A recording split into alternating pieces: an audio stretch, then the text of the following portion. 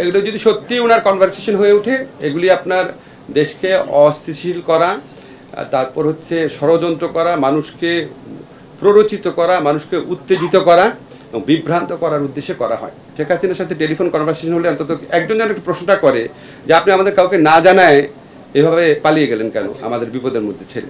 ওনাকে ফিরে আনার ব্যাপারে আমরা, এটা তো ট্রাইব্যুনালের মতামতের ভিত্তিতে, আমাদের এক্সট্রাডিশন ট্রিটি আছে, ট্রাইব্যুনালের মতামতের ভিত্তিতে আমরা এই এক্সট্রাডিশনটা চাবো। আমরা মন্ত্রণালয় থেকে এখানে আমরা স্বাধীন ট্রাইব্যুনালের কাজে কোনো হস্তক্ষেপ করব না। রাজনৈতিক দলগুলোর সংস্কার রাজনৈতিক দলের ব্যাপার আমি ব্যক্তিগতভাবে মনে করি। আর এই সংস্কার কমিশনের সমস্ত রিপোর্ট নিয়ে আমাদের অন্তর্বর্তীকালীন সরকারের প্রধান উপদেষ্টার নেতৃত্বে রাজনৈতিক দলগুলোর সঙ্গে এক্সটেন্সিভ সংলাপ করা হবে। আমরা বিশ্বাস করি যে ওনাদের ঐক্যমত এখানে দরকার। রেড অ্যালার্টটা তো অন্য মেকানিজম। রেড অ্যালার্টটা হচ্ছে আমরা আন্তর্জাতিক যে পুলিশি সংস্থা আছে সেটার সদস্য, কারণ আমার দেশে যদি আমি কাউকে না পাই আমি রেড অ্যালার্ট জারি করতে পারি। রেড অ্যালার্ট জারি করতে পারি, উনি অন্য কোনো দেশে হতে যেতে পারেন বা অন্য কোথাও তো যেতে পারেন। এটা আমার এক্সট্রাডিশন ট্রিটিটাকে সবাইকে আমি তো অ্যাওয়্যারও করে রাখলাম। এগুলো যদি সত্যি ওনার কনভারসেশন হয়ে ওঠে, এগুলি আপনার দেশকে অস্থিতিশীল করা, তারপর হচ্ছে ষড়যন্ত্র করা, মানুষকে প্ররোচিত করা, মানুষকে উত্তেজিত করা এবং বিভ্রান্ত করার উদ্দেশ্যে করা হয়। বসুন্ধরা টিস্যুতে ছাড়ের ছড়াছড়ি।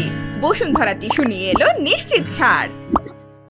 আমি এর আগেও বলেছি যে সত্যি অনেস্টলি বলতেছি, কোনো রকম চালাকি না, কোনো সরকারের উপদেষ্টা হিসাবে না, এখন সাধারণ মানুষ হিসেবে মনে হয় আওয়ামী লীগের নেতৃবৃন্দে জিজ্ঞেস করা উচিত, আপনি আপনার বৃহত্তর পরিবারকে নিয়ে কাউকে না জানিয়ে যেভাবে পালিয়ে গেলেন, আর আমাদের যে প্রতিনিয়ত উস্কান এই বিক্ষোভ করার জন্য, উস্কানিমূলক কাজ করার জন্য, সন্ত্রাসমূলক কাজ করার জন্য, এই ব্যাপারে আপনার নিজের ব্যাখ্যা কি?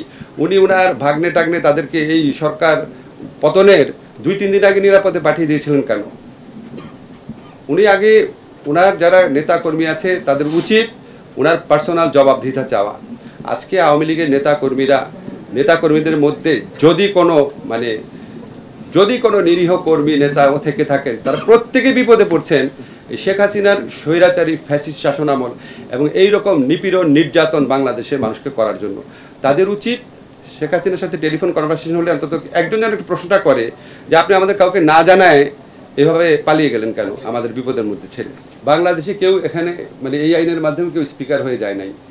ওইখানে যে জরুরি কিছু কার্যক্রম আছে, প্রশাসনিক কার্যক্রম, আর্থিক কার্যক্রম, কর্মকর্তা কর্মচারীদের বেতন দেওয়া, প্রশাসনিক কার্যক্রম, একটা মেরামতের ব্যবস্থা নিবে নাকি, কাগজপত্র কোথায় সরায় রাখবে, এই ধরনের অ্যাডমিনিস্ট্রেটিভ কাজের জন্য স্পিকার ওইখানে কাউকে মনোনয়ন করে। ধরেন সংসদ মন্ত্রণালয়ের সচিবকে উনি এই ক্ষমতাটা অর্পণ করে।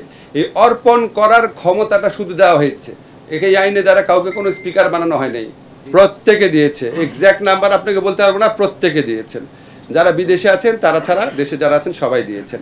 এবং আপনাদের আরেকটা জিনিস জানাই দিচ্ছি, আমাদের যে উপদেষ্টা পরিষদের আমাদেরও দেওয়ার কথা, এবং অ্যাকর্ডিং টু আমরা যে ট্যাক্স বিবরণী দিব লাস্ট, সেটা অনুযায়ী আমরা ডিটেইল জমা দিব। যেহেতু কারো ট্যাক্সের বিবরণী দিতে দেরি হয়ে যাচ্ছে, এই জন্য একটু টাইম লাগছে, বাট সবাই দিব।